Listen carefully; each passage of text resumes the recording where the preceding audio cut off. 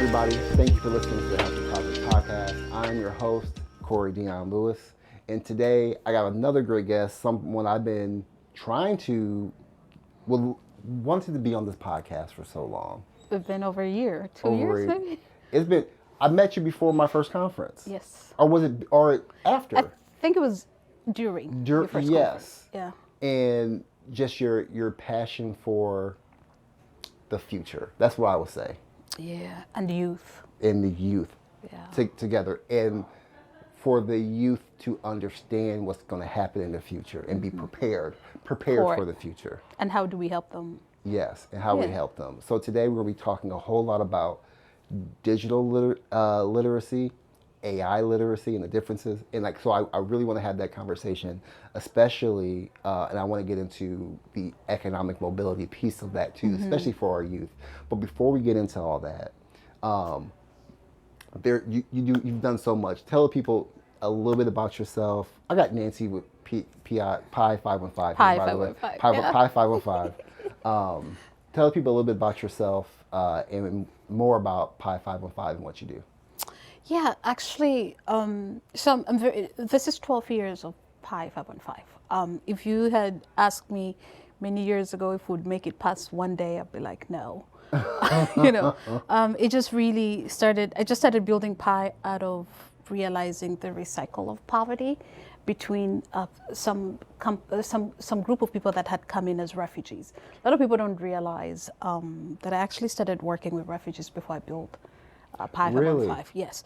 I am African, and one of my own privileges as an African is I didn't realize the existence of refugees or even African refugees until I actually got here, which is weird and it's wild. And it just talks about sometimes we're so sheltered and protected with the information we have that we don't realize what privilege we have.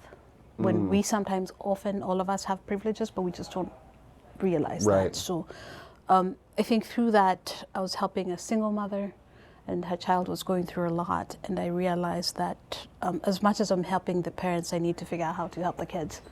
So back then, boys had soccer. Girls were required to take care of their family members. And we were going through a crisis where I was seeing a lot of girls elope and getting married. Oh. Because in our most cultures, in some cultures, girls are a bride price. And I was like, no, we can't. We need your girls educated. These, right. When you educate also a woman, you educate the family, right? So it's through that I just started bringing a group of girls together. We started with the dance. And I was like, you know what? I went to school for tech. I am a tech dropout. And I was like, maybe I should bring it back, but fill the gaps. Like, so for example, maybe have more women in the class, because when I was going into tech classes, I was the only female. I was the youngest in the class, so you would feel a type of way. Right. And back then, Corey, many years, I don't even know if you were born then, I'm just kidding. many years ago, tech used to feel like, oh, women are just going to do customer service and data entry, and I did not want that. So when I decided to bring tech back, I wanted to really show that you could build something and you could have your own startup. So anyways, that's how really Pi evolved. Started just from wanting to solve a problem, and it's been interesting because through the journey, what keeps me staying in the work is the successes of the kids, and seeing them go to college and seeing them pitch big competition, or even just seeing, them just spark. Right. And realize, oh my God, engineering could be for me. Right. I didn't when know it that. clicks. Right? Or tech could be for me. Hey, medicine could be for me. So we really create a community where we're not asking you to be a genius. We're saying we're in it with you. How do we support you as you try to figure out what you want to do?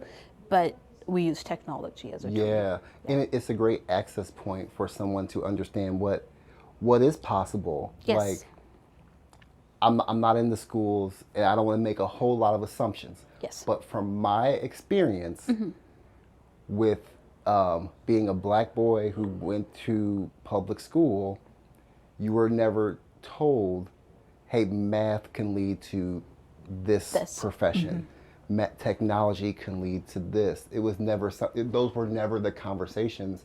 And there was never, as far as my knowledge, it could have been there, I don't know, but there was never a place to go to learn that in a safe space where, because when you think about technology, you think, oh, that's not for me, right? Everybody thinks that way. Everybody thinks that. But you use tech all the time. All the time. All the time. Yeah. Right? And like, but tell me about, when you say the successes, like tell me about a moment where you saw it just click for a kid. Like, like they're like, oh. I see it every day. First of all, I believe kids cannot be who they don't see. Kids cannot be who the adults see. Who they don't see. Who they don't see. Okay. So it's easy for me to say, oh my God, it's easy for kids to say, we want to do sports. I can be like LeBron or Magic, right? They see that. They see it.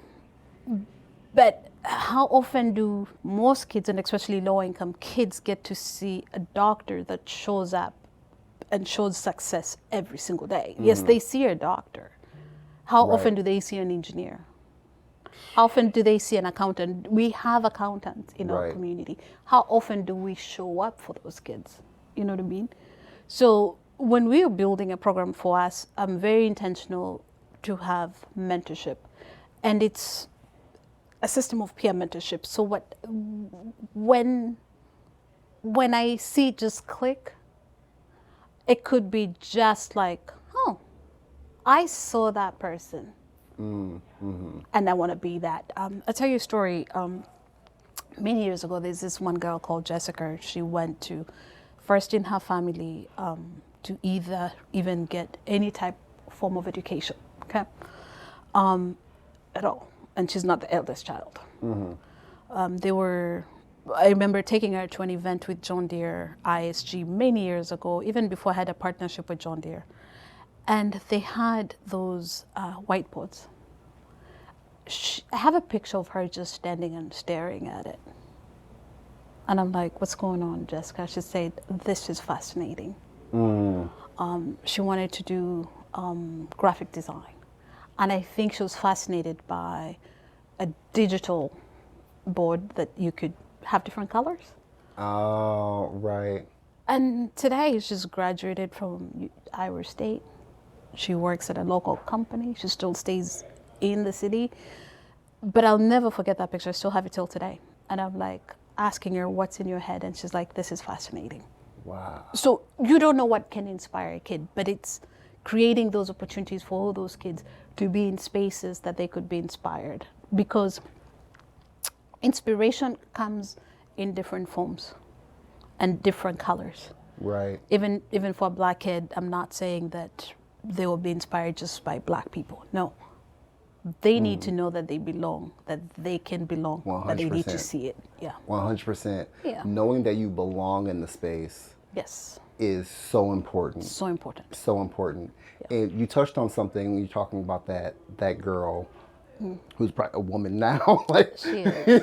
Right? I think she's 24, 23. But that young lady who saw this new way of doing graphic design, right? Like she's like, wow.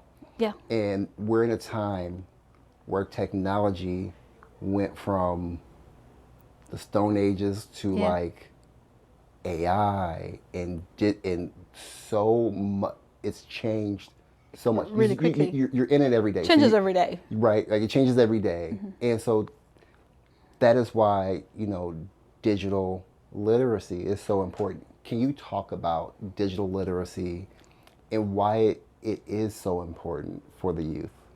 So we have two things. We were dealing with digital literacy, now we're adding AI literacy. Those are two different things. So when I think about digital literacy, I think about like basic skills, like do you even know how to upload a document? A lot of kids don't even know how to upload a document into an email. Did you know this? Some kids don't know that. When I think about digital literacy, I think about keyboarding. Are those skills that are going to stay or go? I also think about basic email etiquette. So, for example, if I'm sending an email, you and I know if we're sending it to multiple people, maybe use BCC. Right. A lot of kids don't even know, but even some adults don't know what BCC is. A lot of young people leaving college right now don't even know those. So we still have a lot of work to do in terms of just digital literacy. And I sometimes always tell people we have to remember digital literacy is so different than AI literacy. AI literacy, when we're talking about AI literacy, we're talking about, do you even understand the background? What is a tool? Do you understand the ethics and the bias and the governance and how you use it? Because there are so many tools, and a tool can fool you. Can make you feel like you're a genius, but you're not a genius, okay? Make you think everything you say is right. Yes. It can make you feel really, really good, but really you're not asking yourself, what does output? Right. Who is in charge of it and stuff like that? And what do I put into the tool? So in terms of digital literacy, we still are very, very way behind. There's a lot of people who really lack a lot of digital literacy skills. And I think we were trying our best before AI became AI. Even during COVID, everybody was like digital literacy, but I feel like we still have so many people left behind 100%. on the digital literacy. And, you know, let me know what you think about this opinion of mine, but I feel like in so many of our communities, the fact that we don't really understand digital literacy or AI, Yes. and the difference that like a lot of people either they don't try to understand it because it's too much, and like I feel like that's a slippery slope because it's moving so fast. Is there a chance that like you may be too far behind and can't catch up to what's coming? I feel that, especially on the AI front, it's moving way too fast. And here's what I'm going to say. I think we're also doing so many things so wrong. A lot of us are doing a lot of sloppy AI work right now. Even when you go to like a LinkedIn, everybody's posting things and you feel like, oh, because somebody says AI, that they're an expert. No, they're not. I was looking at some data the other day that showed that schools that are adapting AI, they abandon using that tool within 3 months. Really? Okay. And that tells me it's because they didn't do the framework. You gotta come up with everybody should come up with an AI framework. Like, how are we gonna use it as a company? What is the need? And what does that tool solve that particular need? You set the boundaries for the tool. You need to be able to set boundaries of what you need and what the tool can do. So just getting a tool just because, oh my God, it feels great, might not be the right tool for you, because every single AI tool out there does something different. You know, like everybody is so used to ChatGPT. ChatGPT can take you from here to Mount Kilimanjaro, you know what I mean? If you're not careful, you'll be prompting and then it says, do you need more? You're like, oh my God, yes, I need more. No, sometimes you don't need more, right? But then you have tools like Perplexity. You could give it, you know what I mean? Yep. It's more, refined. So it's really important that, first of all, when we're talking about literacy and understanding AI, realizing tools are tools, they needs to be a human accountability and a human process. Yeah. So you cannot just go to chat and say, hey, chat, GPT, write me a letter and invite 10 people to my party. That is poor work. You need to be as detailed as you can and understand what that tool can do for you, so that when you're telling it to do the thing for you, you're writing much more than just like, write me a letter. Right. Who is your audience? And that leads to my next question with what I found. I got sucked into that right in the beginning, right in the beginning of like using it. I was very short with what you're telling it to what I'm for telling you. it. Yeah. But what I noticed for me, when I tried to write something myself, my critical thinking was going away. And I had to stop. I was like, oh, this is bad. I can't write an email without having chat rewrite this. Can we talk a little bit about the dangers of going too far with it, because I see a lot of people just not even trying, copy and paste, just not even trying to they're not using the tool. The tool is just using. They just. A friend of mine was upset the other day. Oh my God, she might hear this, but let me share this. She's upset because a friend sent her a happy birthday message that was very clearly ChatGPT prompted. And she's like, how can you do that? Can't you just send me, you'd rather than just send a happy birthday, I'm thinking about you. You know what I mean? Yeah. But it was clearly ChatGPT prompted. And I'm like, oh, I use AI tools quite a bit. Mm-hmm. In fact, I used to call ChatGPT Uncle Chat like 4 or 5 years ago, because we were using chat before even the public was using chat. And it was just because out of curiosity, and I was teaching my kids how to even build like deepfakes. Oh, right. Good deepfakes. And the reason I was teaching them how to do videos through prompts is just because I wanted them to understand the ethics and bias. You know what I mean? So if you're not careful, like me, you can go far. But I don't know if you'll appreciate this. We were applying for a grant, and one of the ladies I work with, she's called Maddie. She's in charge of our business side, and she's like, "I'm going to ask you a question, and I'm going to ask you not to use ChatGPT to respond." I was like, "Oh, you know me too well, you know." So it's very easy to be caught up into that, because it makes your work so easy. Right. But you have to also realize when you shouldn't be using ChatGPT. Right. To do everything for you. Oh man. Oh man. It could. You could forget in a minute. All the time. Me too. Trust me. Yeah.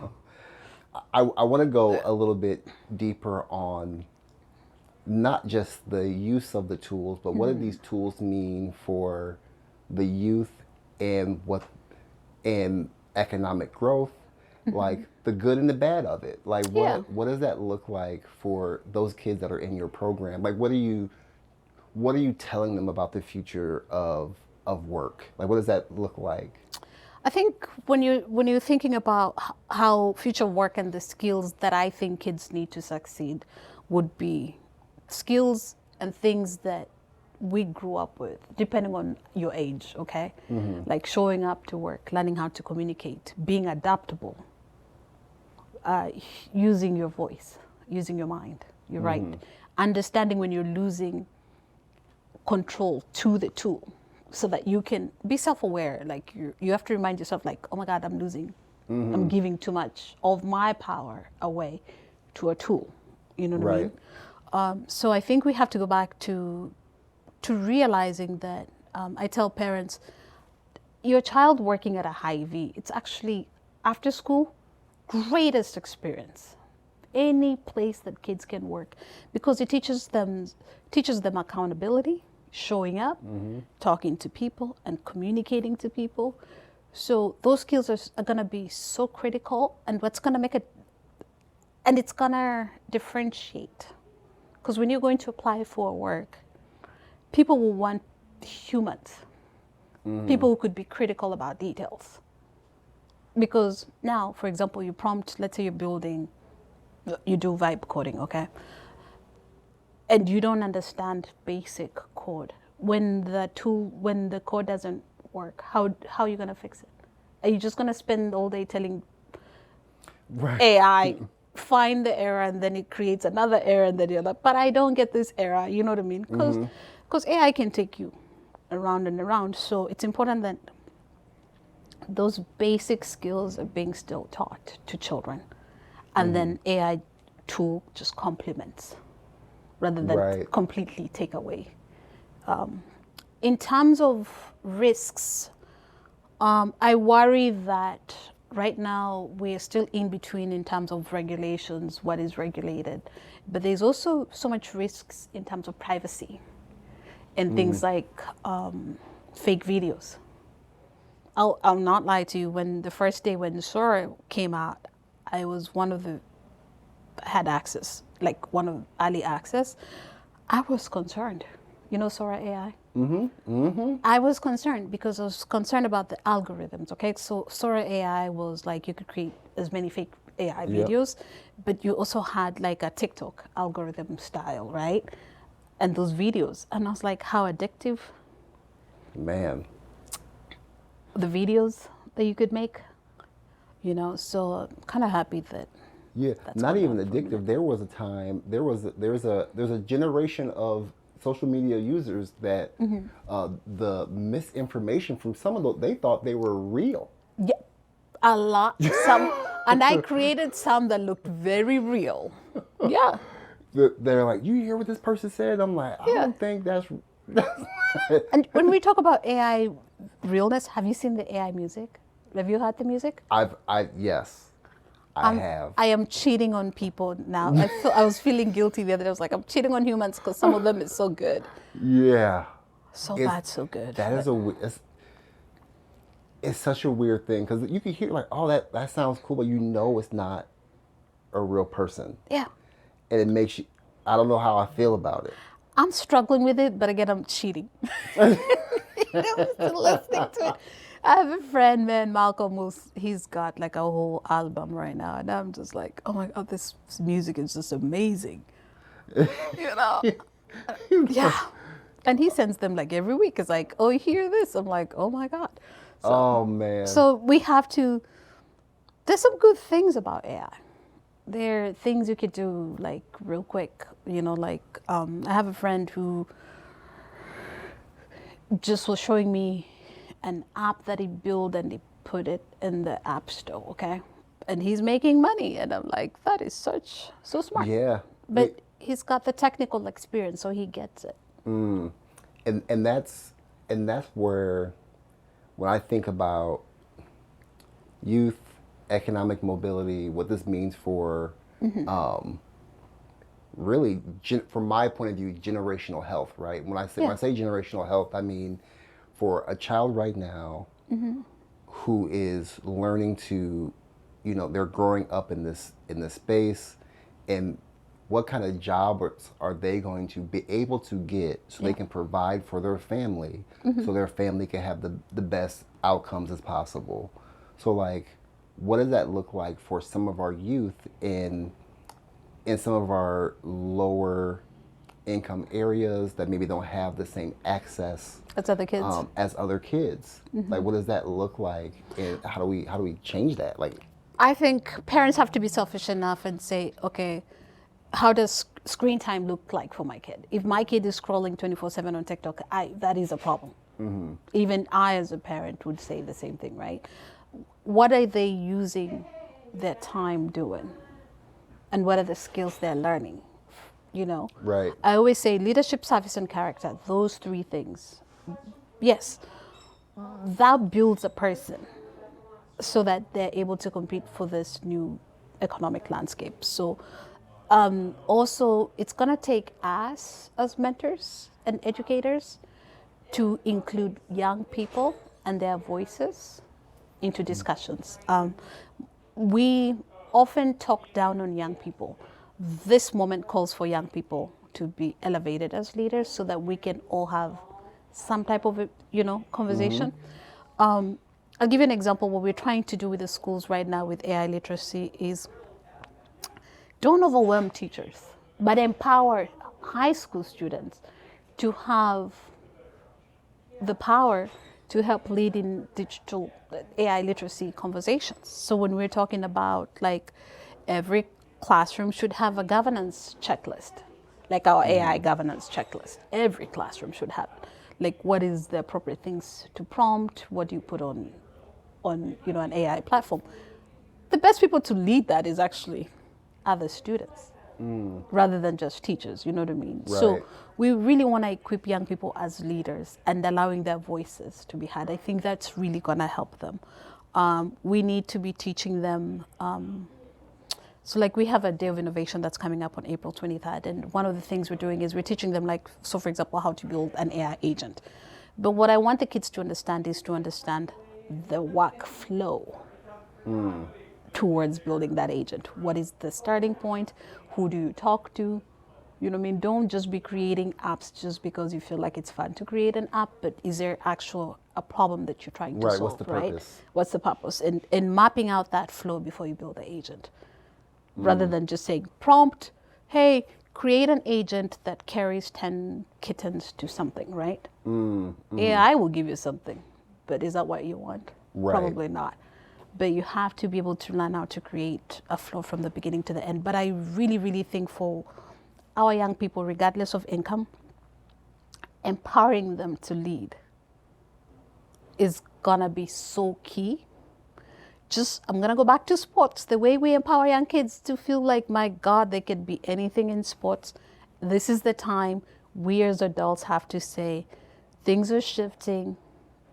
Yeah. And we need to really hold their hands and bring them into those conversations and really empowering their leadership skills. Yeah.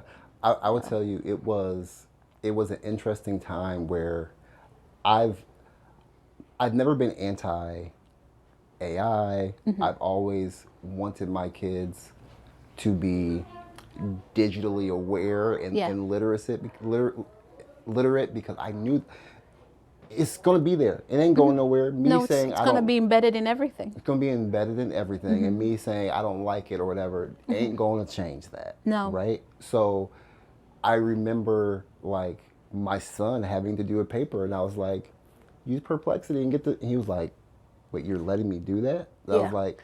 But you got to help him. You just can't... Yeah. And they were like, hey, this is what it's for. This was for only, right? And like... Or, you know, my daughter, what I love about some of these tools and how it helps kids learn, explore new ways of learning and how they learn and how they get things done. Yeah. Like, if I would have had these tools when I was in high school, I probably wouldn't have struggled as much because I like to talk. I don't like to sit and write. But if I can talk into my like phone. Like a Google Notebook LM. If I can talk into my phone. Yeah. And then give it boundaries and say, hey, can you write this? And then I can look at it and then make... Yeah. And, oh, my gosh. And their balance has to be, teachers always say, you know, kids, you know, we're afraid of AI because kids are going to cheat.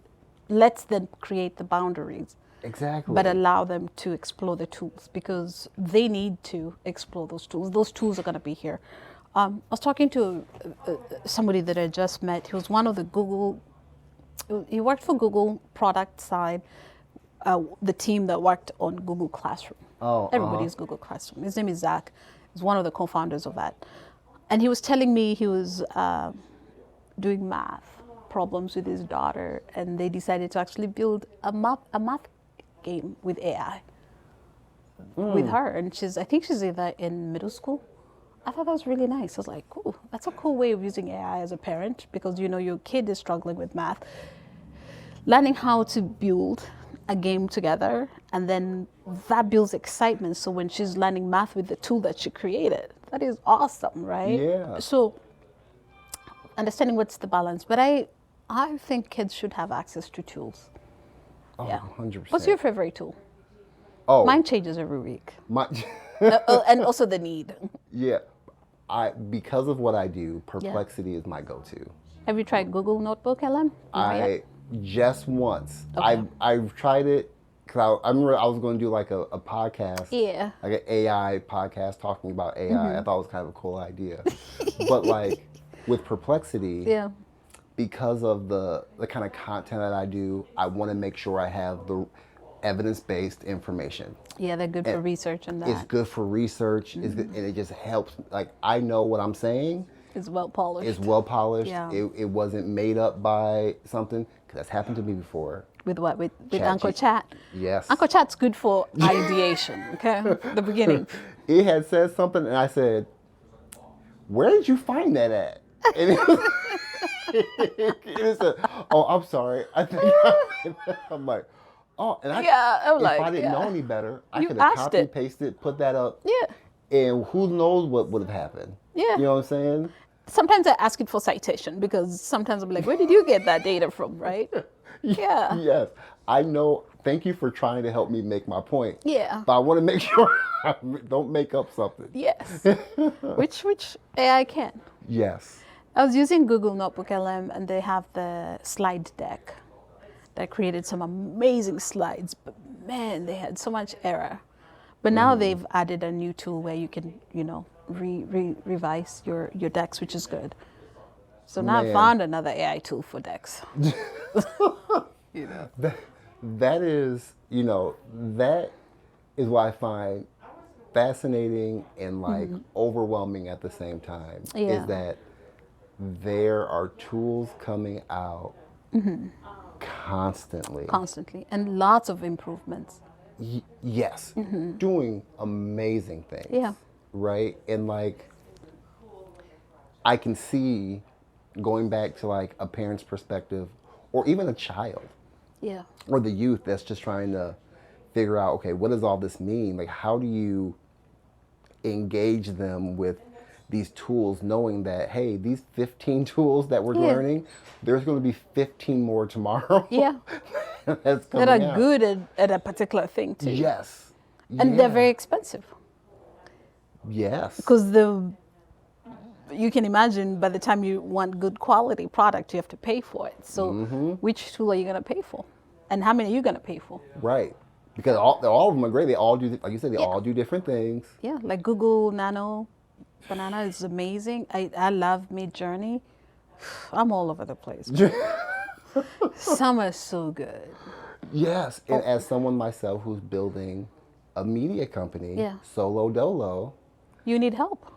and that's why I love a lot of the tools that I use. It helps me with my podcast. It does everything. Have you done the videos yet? There are some great haven't. videos out there. I haven't done the videos yet. I haven't gotten there yet. Not yet. Because at the beginning the videos look kind of crazy. Oh yeah, because sometimes you do a video, you got 5 hands. Yo. We tried doing that last year. It was like, but Yeah. So like building a media company with these tools. This is what else I love about. I appreciate about where we're at and how we can use these tools for good, because there's a lot of bad out there too, but you can use them for good, especially for kids who have difficult backgrounds. Is that like, what do you want to create? And before, like back at like 2017, when I was like trying to be this solo entrepreneur, it was hard. You couldn't do it solo. Yeah. You can do it solo now. now you can, because you can create agents that do different things for you. Yes, and you can build. Yeah. You can build your own wealth. You can actually make some. You can make money, or can make some actually money. learn and then come build for others. 100%. I would pay someone to do something for me, especially if it's a youth. I prefer paying youth, if I can. Right. Yeah, but we have also another thing that I've been saying is like when you're thinking about economic mobility is like small businesses. Yeah. Are you asking a small business person to learn a tool? These kids learn faster than adults. They adapt faster to technology than adults.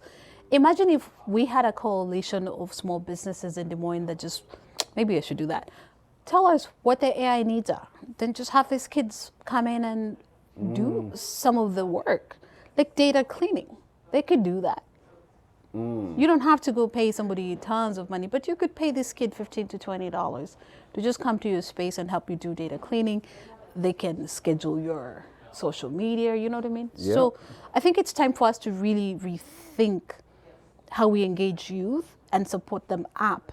Like I keep saying, leadership, let's trust them. Let's train them and trust them, because they might actually do better than we ourselves. Right. I love that. I want to touch on something too. Thinking about the youth, work, doing all that. We live in a state that we want to retain great talent. Talent ain't staying here, especially with the skills that you're creating for people with Pi515. What's the solution? How do we keep, with the world changing, how do we keep people here? 'Cause I know that is a concern for a lot of people. A concern for a lot of companies. Yeah. We just came up with I think it was earlier this year, is it late last year, AI white paper, okay? We were talking about the landscape of K-12 AI in Iowa. And in there we talk about the state has infrastructure. great infrastructure. You're looking at things like the data centers, right? But we're really, really behind when it comes to talent and quality of talent. We do have great people, but some of the things, I think we have to also shift mindset a bit. We have to take more risks. We live in a state where risk comes last, because number one, we have a lot of insurance companies. What are they good at? They don't take risks. Then we have great ag community, but what again, risk is, we have to take some risks, and we have to start asking ourselves, what are the companies of Des Moines or Iowa? What are the future companies? I'll tell you this, we hold an AI challenge. We've been holding an AI challenge for the last 3 years. Before AI was a thing, we were doing AI challenges. And like, for example, one of the solutions we have right now, what we do is we look at the state as a whole and say, what are the challenges we see around our state? One challenge that we had 3 years ago was on Des Moines Public School and chronic absence. The chronic absence was at 53%. For Black kids, we were looking at 68%. Ooh. Okay? It was higher than LA United, Chicago, and DC. We were looking at that data and we were like, this is scary. So we put it out there as a challenge. And we had some kids that did an AI mapping for transportation, because transportation is a key thing, especially for DMPS. They don't have a lot of buses. But can you imagine if they worked with the largest transportation company and uses AI that can tell them, by the way, there's need here, rather than going the regular route, but using AI to say, there's more traffic here today than it is there, so that the buses go based on where there's need rather than just your typical route. Right. So one other thing about this year's challenge, we've got amazing solution. One that I love is water, the water quality. So they've come up with an AI solution that for farmers, that they could dictate the levels of, is it nitrates? Yep. In the water. I don't want to go too much into that because they haven't pitched yet. I think like they should sell that solution because it's much needed. So what we've done as an organization is not to teach kids to use tools, but we're saying we have to look at data, look at a challenge, look at data, clean that data, find data, you know what I mean? Ask questions, do research, discovery. Right.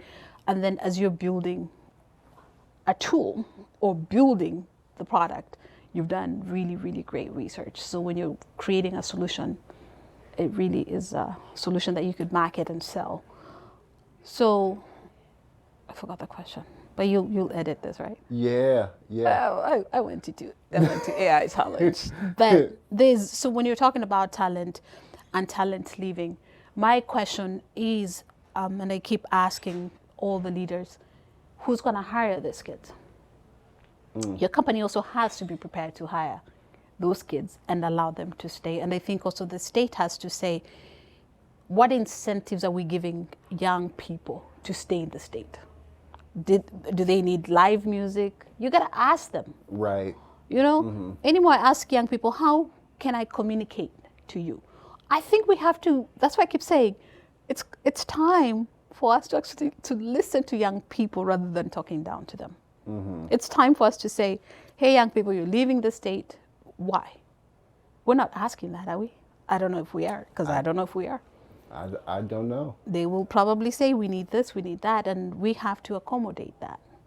Right. It's going to be 50-50, but I also think just really, really thinking about how are we going to be investing and what are the industries that we're investing in? Are we going to create new industries? And what are those new industries? Right. Yeah. Right. That's what I'm interested in. What is, I know we're known for, certain things that you had talked about. That's like the insurance, the ag. You think Des Moines or you think Iowa, that's and what education, comes to mind, right? But like, are we doing a disservice to our youth by only focusing on that and not focusing on what we know is going to happen? I think we are. That's why I keep telling kids, don't focus on one particular track. Look at a problem and think how to solve it and learn from that. We put too many kids in bubbles. We can't do that. Right. And then when we build those industries, what are the incentives for those industries to stay? We need to really be very proactive in keeping industries here. I have a really good friend of mine, started a company called RoboFlow. Two people, you know him? Don't know him. I've heard of RoboFlow. I just don't know him It's an AI personally. company. Brad and Joseph, really good people. Like Brad's been with me from, hey, I need laptops, and him saying, let's raise money for laptops, you know what I mean, for kids. They moved to San Francisco. But you understand why they moved also. It's because if the talent is not here, What are you going to do? what are you going to do? I have an amazing young student who just graduated from Purdue. I don't even think he'd get a job in the state. With which company? So we also have to just be realistic and say, is it time to also say what new companies are we going to support, or how are we going to incubate new businesses? My thing is, Des Moines doesn't even have an innovation hub. We need an innovation hub. We need innovation hubs that are outside the colleges. I think we innovate so much in colleges, those stay in colleges, so there's a lot of things that are happening in silos. But imagine if Des Moines had an innovation hub that anybody could just come. You could be there. Hey, you'd be like, Joe, I'm looking at building this app. Joe's like, oh my God, I could help you, right? So I think we have to really look at creating an innovation ecosystem. We have the things, but we have to be intentional on what else, like an innovation hub. Right. Bringing government, industry, colleges, K to 12. Right. Corporations, and people who fund together into that conversation. Right. And being intentional about growing it and knowing. And also what I hear you saying too is like, there could be somebody that wants to stay here, but they have no choice but to find something else and go somewhere else.